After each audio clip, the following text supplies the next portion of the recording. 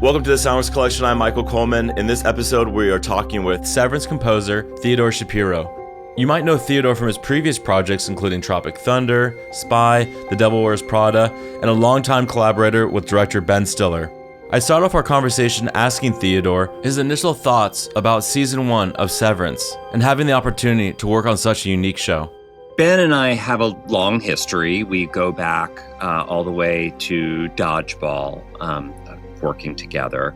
So, we have a good common language and a level of trust with each other that I think is a good foundation for working on anything. Ben, to his credit, there are some directors who will approach a project and say, okay, well, this project needs this kind of music, so then I'm going to call this composer who has done this kind of music before.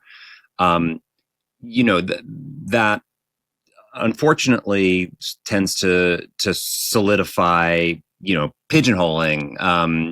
Then nobody ever gets to do something that they haven't done before with that model. So luckily, Ben is not like that. He has his collaborators who he trusts, and wherever he's going creatively, he's going to bring them along. What to you was most attractive to just knowing that there is comedy in Severance? It's a different type of comedy, but just the opportunity that the world building aspect of what Severance was offering. Because when we start to talk about your approach and your music, I would never have guessed, like you said, the pigeonhole aspect of Theodore or Ben would ever delve in this direction. But this is obviously like why people love Severance, because of all that, all those things. Yeah, I mean, it was clear reading the pilot that Dan has this very unique, specific voice, and the material is such a distinctive blend of really the best aspects of science fiction, with a tone that can, be quite funny and then also really dramatic.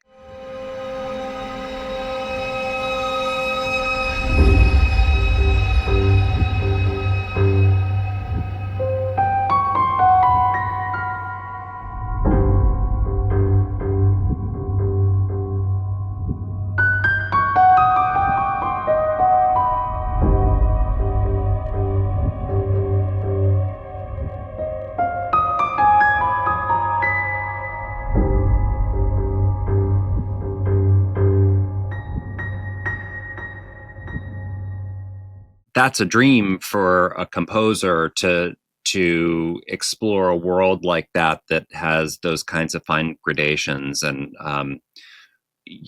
and Ben is somebody who I just trust so much, as somebody who has real mastery of ideas and tone kind of across all departments. So when I'm working with Ben, it's a great, comfortable feeling, because I know that I can throw out a bunch of ideas, and some of them might be bad ones, and he is going to be really adept at kind of zeroing us in on the right path.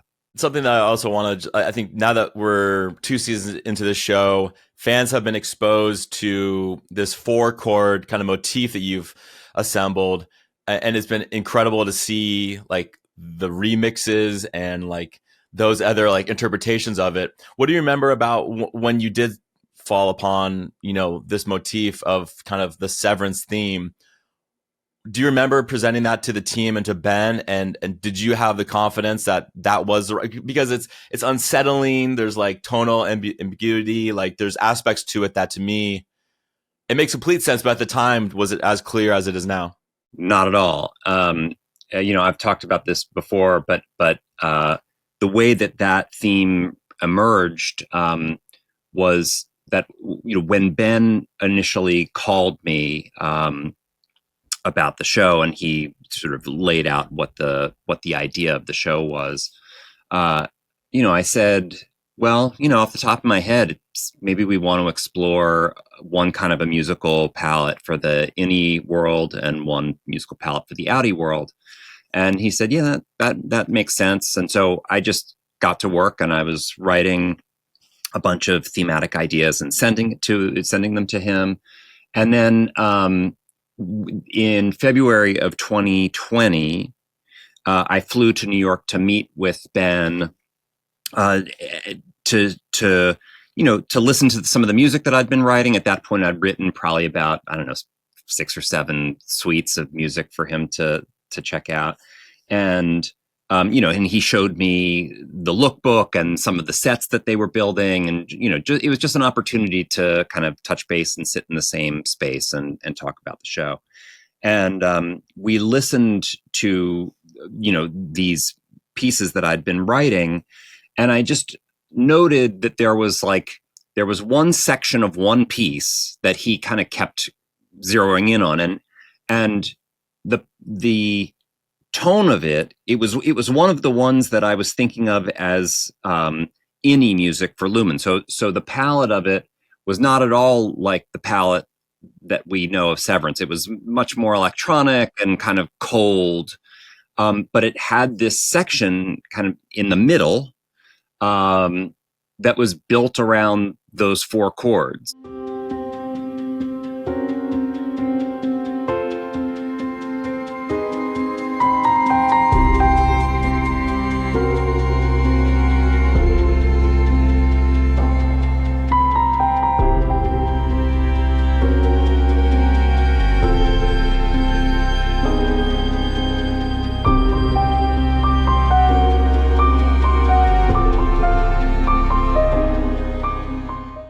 Ben kept coming back to that section. Look, he was just sort of jumping around. Oh, I really like this. And he just sort of kept listening to that part. And I just made a mental note that I should explore this more, that there was something that Ben was responding to about that thing. And to be honest, it was not even a major part of this suite that I'd written. Did you, at that point, did you think it was strong enough to carry, like to be so significant? I really honestly hadn't given it a ton of thought up until that point. But then as I was thinking about it, I was like, those are pretty good chords. Like there's juice to be squeezed from that.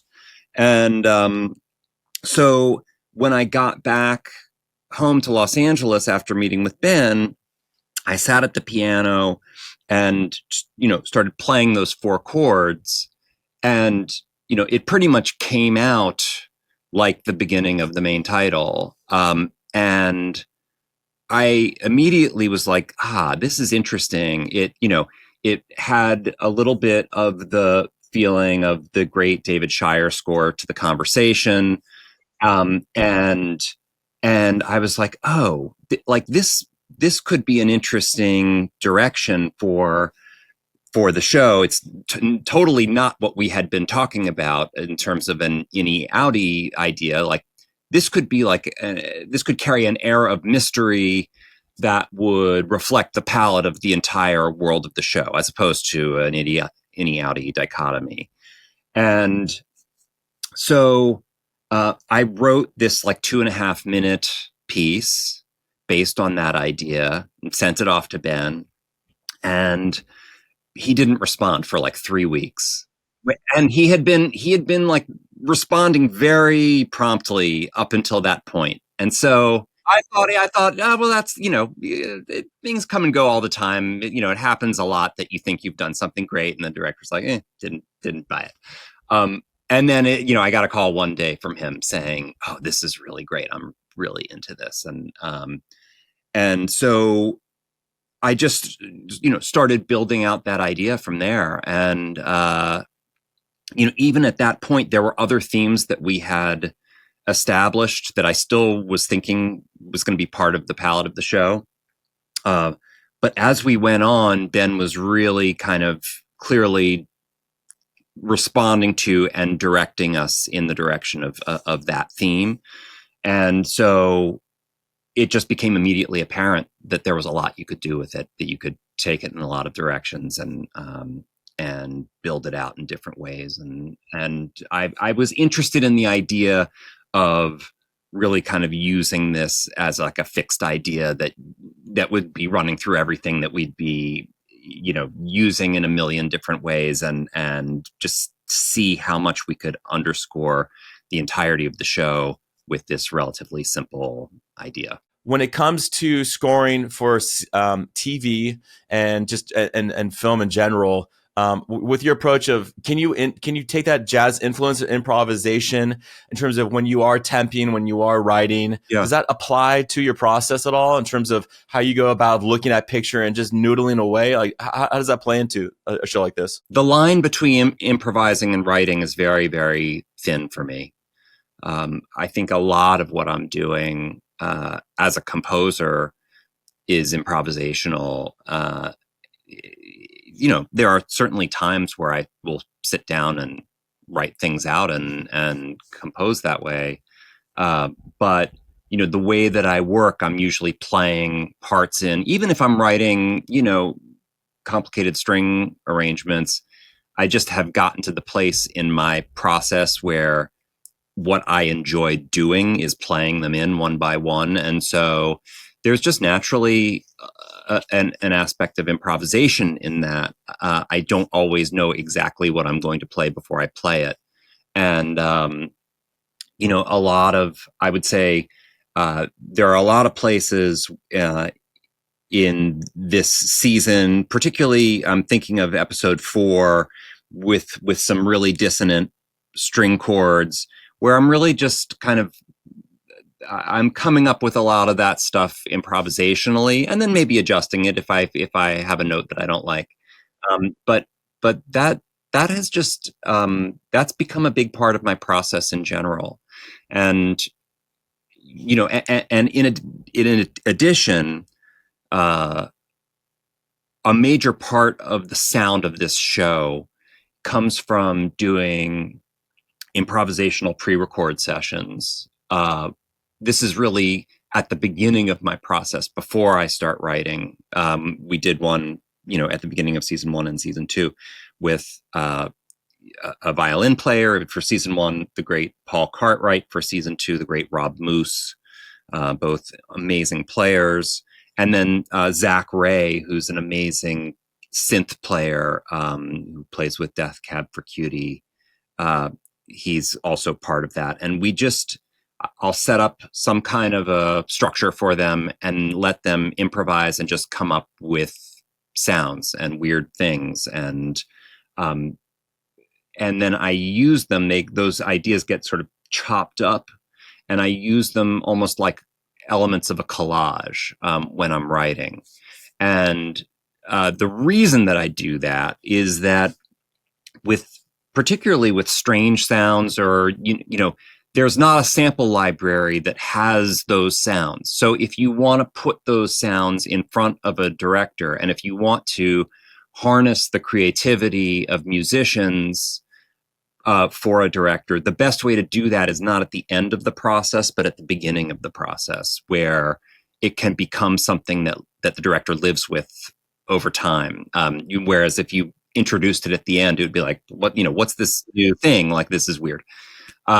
So that's a way that I love to work, and that really embraces improvisation as part of the writing process. Yeah, but because you have this shorthand with Ben, and there's an understanding of how you two have been so successful collaborating, when you get into a new show like this that has the potential of being many seasons, is he temping with previous material of yours? Do you like to? Okay, so not at all. What is it that you like to give him then to work again, so at least he understands maybe that he shouldn't fall into like temp love or whatever it may be that he's thinking about? So we made a sort of a rule on this show, or I proposed this and it was adopted. I was going to write a big library of music before they started cutting, and we would only track and temp with original music for the show. I really like to avoid temp music whenever possible, not always possible. I think it just puts blinders on everybody about what the direction should be. Even the composer, sometimes composers will complain that that the director is married to the temp, and that does happen. But the fact is that even for the composer, it establishes some kind of language that it's hard to erase from your mind. Like you start thinking like, okay, well, I don't want to do that, but the tempo of that was actually pretty good, or yeah, melody there is actually pretty good, and it it ends up affecting what you write. And I just feel like the best opportunity to do something unique and original is to just get in there and write from the beginning, right before they start shooting, and just with the director establish what the language of the show or film is going to be from the get-go, so that it's part of the creative process of making the whole film. What did you find with season 2 of not repeating yourself, of not returning to maybe some tropes or things that you've established in the first season? So I wanted to just, use as many tools as possible to just to find new extensions of the first idea, of the main idea.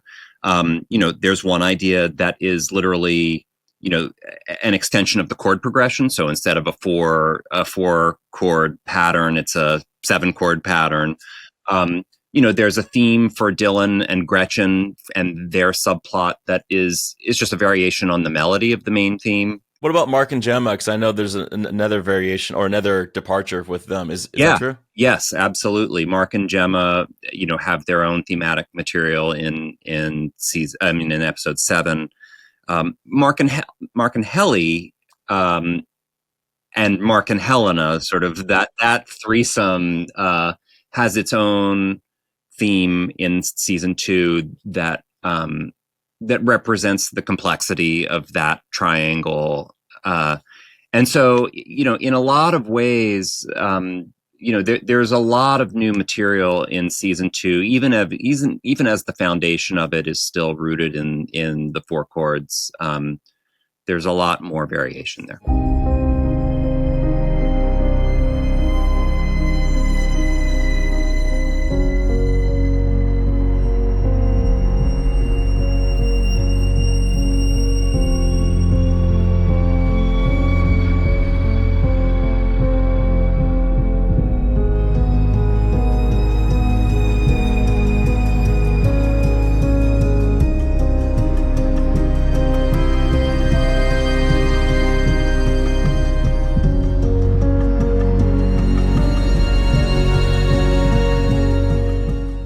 The character of Irv to me is the most interesting kind of like side quest that this film that Severance takes. Yeah. Obviously, when we introduce his Audi with the painting and when we get to Ace of Spades with Motorhead, yeah, I was like, why? What's there has to be a reason behind this. And then obviously, you take an aspect of that further. Can you talk about how you kind of have your own interpretation of that? Yeah. So this was an idea that came from Ben, but I created, in the scenes where Irving is dreaming of the black goo, a piece of score that is based on the Motorhead song, and but slowed way, way, way down, and then instrumentally in the language of the rest of the score, and you'd have to be a very keen listener to pick it up.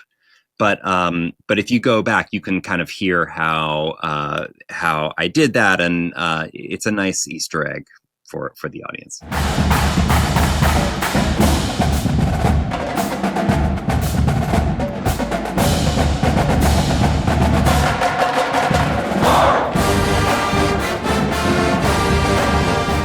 When I spoke with the sound team previously, they talked about it's a pre-record. It was in a studio. What do you remember just about the initial direction and idea that was given to you about what this composition was meant to be? Because I forget what the exact name of like when Milenchak says what it is, but like it's obnoxious how they set it up. Of like, this is merriment, whatever it's called. It's like choreography and merriment, right? It's like, what the hell are you talking about? So what did Ben tell you it needed to be? Because like marching band, drum line, okay, I got it. But like, it's very, once again, straddling between comedy and like weird? I mean, it's like the characters lean into it, obviously, but yeah, what did Ben tell you? Ben really, he really likes the movie Drumline with Nick Cannon, and so he sent me a couple of clips from that movie. He was like, I dig this." So I had a sense of what I wanted the vibe of the music to be, to kind of be in that world. But then also, Dan Erickson had written into the script that the first piece was going to be the Cure hymn, a tune that we have already established in the show, with the marching band. So it was pretty clear what the direction of it was going to be. It was going to be, the Cure hymn, but sort of with this kind of marching band approach. And then the second piece, it's written into the script that Milchick calls it the Ballad of Ambrose and Gunnell. We don't really know too much about Ambrose and Gunnell at this point, but I just decided that I would do something else in the vein of the Cure hymn that felt like something that it could be part of the Egan mythology, kind of part of that musical songbook of what that religion is, and so that's how we got there. There's also aspects, especially when I think with your glitch aesthetic, the Eternal Dark, that cue to me really stands out as the manipulation, reverse, like pitch shift. Can you talk about how that approach and aesthetic started finding its way? Obviously in season 2, it makes a little more sense as things start to unravel and fall apart. But how does the glitch effects, like with your compositions, play into all this? So the glitch effect is something that I found it when I was working on the main title cue, and I just had this idea that the last note should kind of fritz out, and that it would somehow indicate like the fraying of the self, and that ended up really being a helpful idea in the show, and it's together with Ben and Jeff Richmond, our amazing editor, who's like a true partner, in the creation of the music for the show. We started finding ways to use that glitching effect, within the body of the score. I think starting maybe with Petey in episode 3 of season 1 when he's decompensating. But, it ended up being a really helpful element that could be a through line for the show for so many reasons and in so many ways. So in the Eternal Dark, there is a lot going on there. We wanted to have this sense of amassing power, particularly as Milchick is starting to sentence Irv to banishment. There's a lot of sort of sliding strings, and but overall just a real surge that ends up with one of my favorite elements of season 2, which is what I call the Irving chord. The last chord of the episode that takes you into the black is this. It's this very kind of dissonant, but somehow still a little bit beautiful chord that we used for Irving a lot in season 2. And as we're peaking to the climax, you hear that glitch one last time, and then we cut to hard black. So that's a real highlight of the season for me.